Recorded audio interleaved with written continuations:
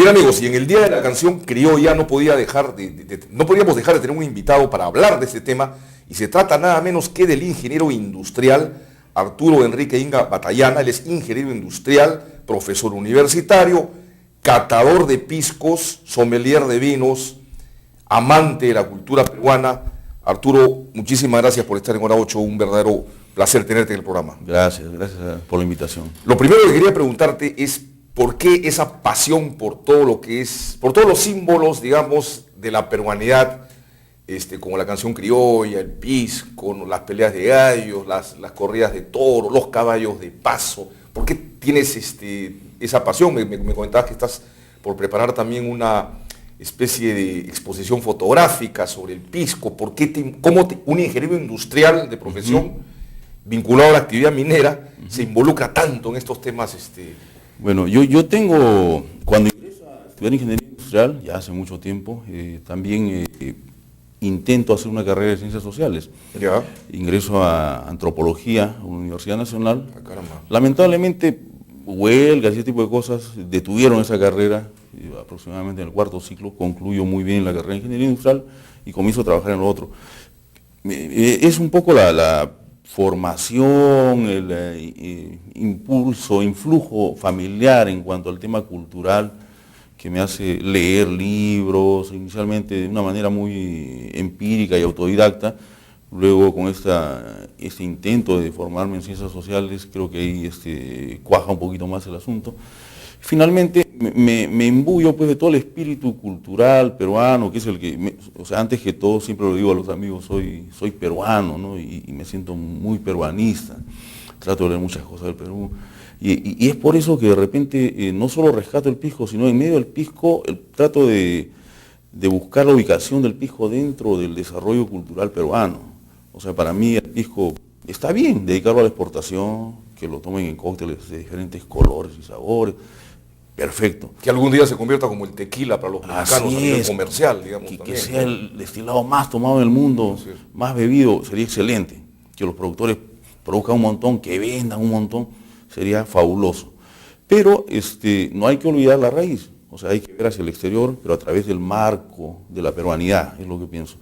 Y el pisco está muy, muy hermanado, está relacionado, es indesligable en su formación, en su desarrollo, a toda la cultura peruana, fundamentalmente la costeña, que es donde se asienta la mayor parte de cultivos de vides y donde están ahora mismo la denominación de origen, las bodegas pisqueras, ¿no? Desde Pativilca hasta Tacna, ¿no? Exactamente.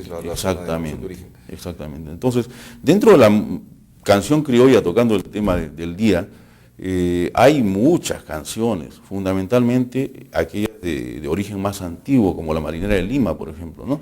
Antiguamente llamada la Zamacueca. Hay mucha gente que está dentro del pisco que puede opinar de repente mejor que yo, pero está Luciano Reboreo, por ejemplo, Luis Repeto, que son de la Academia del Pisco, en fin, Roberto Samamé, que es cantante, pero que ha vivido mucho esa experiencia, él es de Barrios Altos. Hay canciones que mencionan ya el pisco tempranamente, ¿no? Marineras de Lima, como repito, con letras muy antiguas, letras incluso que cantan la etapa de la Guerra del Pacífico, que fue muy dura para las bodegas pisqueras del sur, sobre todo Arequipa y Moquegua, que fueron destrozadas muchas de ellas, y que dicen mucho de ese nexo existente. Reboreo, por ejemplo, en una entrevista que le hacen, señala que como parte de esa cultura, porque el pisco y la marinera, el pisco y la canción criolla son dos componentes, pero está también la gastronomía, que ahora está siendo resaltada, están las peleas de gallos, al margen de si nos gusta o no la violencia, que todos podemos tener nuestra opinión, las corridas de toros, los caballos de paso y todas estas costumbres, la canción criolla que se extiende más y llega a formar el tondero en el norte, en fin, con el paso de los años la influencia, la presencia negra en todo esto es importante, ¿no? Y volviendo al tema de Reboreo, él indicaba que, por ejemplo, había una época que estaba prohibida la venta de bebidas alcohólicas dentro de la Plaza de Hacho, de una manera disimulada, algo que llamaban punche, que era una combinación de pisco con limón, por ejemplo, ¿no? Y podría ser el antecedente del pisco sour. ¿De qué años estamos hablando? Estamos hablando... ¿Siglo XIX? Pues, sí, no, antes tal vez, fines del siglo XVIII tal vez. ¿Y el pisco cuándo aparece? digamos, cuándo se... Bueno, hay noticias, las noticias más tempranas, que son hallazgos, documentos del doctor Huertas, hablan de inicios de los 1613, es decir, temprano en el siglo XVII. Pero esto indica, por la forma en que se comenta en un testamento hallado, que en esa época ya era una cosa madura la producción de pisco. Esto nos lleva a pensar a mucha gente que esto habría nacido mucho antes, de repente acabando el siglo XVI inclusive.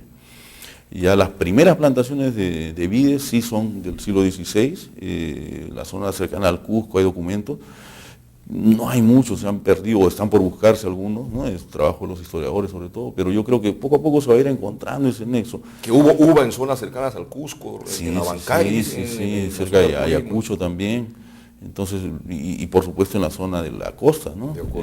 Parece ser que en la zona alta se hizo fundamentalmente vino, eso está por leerse, pero el documento más antiguo relacionado al pisco, al aguardiente de uva, es del comienzo del XVII.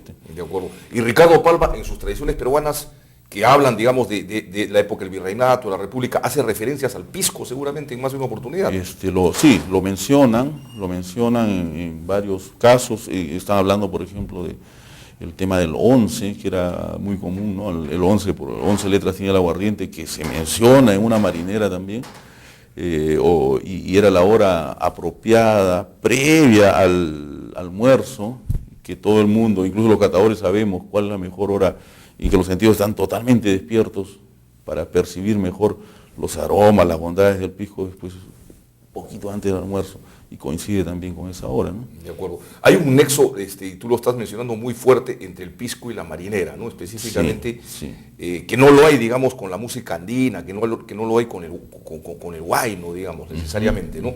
Es una cosa frontal, lo del pisco con la marinera, con el festejo, con lo costeño, básicamente, Es ¿no? lo más notorio. La marinera probablemente dentro de la canción criolla es lo que más tempranamente se manifiesta ya como una fusión, una formación de diversos géneros venidos de España, ritmos negros, y se asienta, originalmente se le conoce incluso como zamacueca, se va a Chile inclusive, ¿no? Y en Chile queda como cueca, luego retorna y es Abelardo Gamarra quien mueve a toda la gente para cambiarle el nombre, porque dice cómo podemos tener en esa circunstancia, ¿no? Una danza nacional que se llame chilena. Pero históricamente aparece, digamos, el ritmo en el Perú, y después se va a Chile y después cambia de nombre, vamos a decir. Totalmente seguro. Eso hay muchos que han estudiado el tema.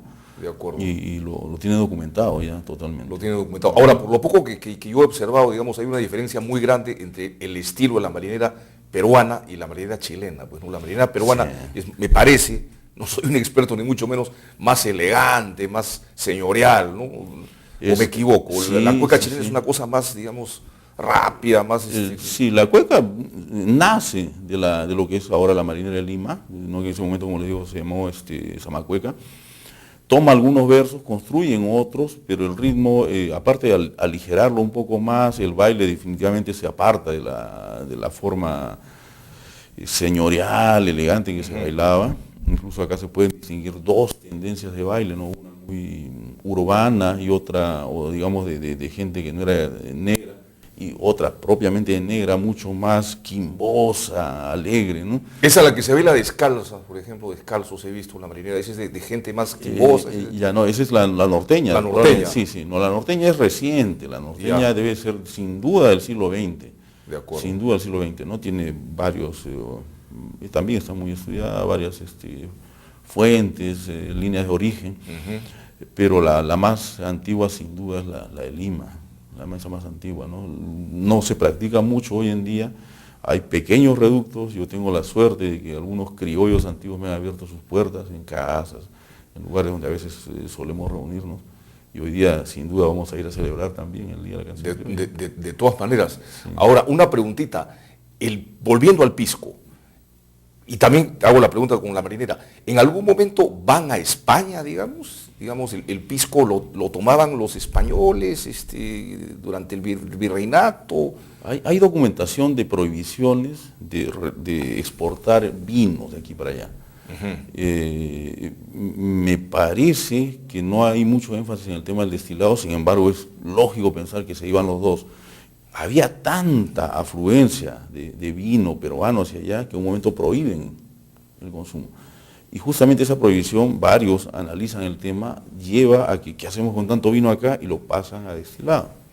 Y ahí se le da más fuerza, se incrementa inclusive o sea, en esa época, digamos, el gobierno español, la corona, tomó medidas proteccionistas, sí, vamos a decir, y prohibió el ingreso de vino del Perú. El vino del Perú estaba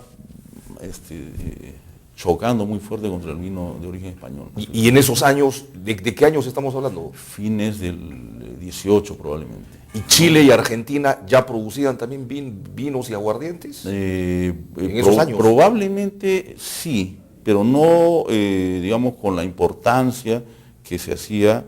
Se refiere mucho toda la historia, digamos, que hay escrita al vino peruano y al destilado peruano. Realmente qué datos más interesantes, ¿no? O sea, sí.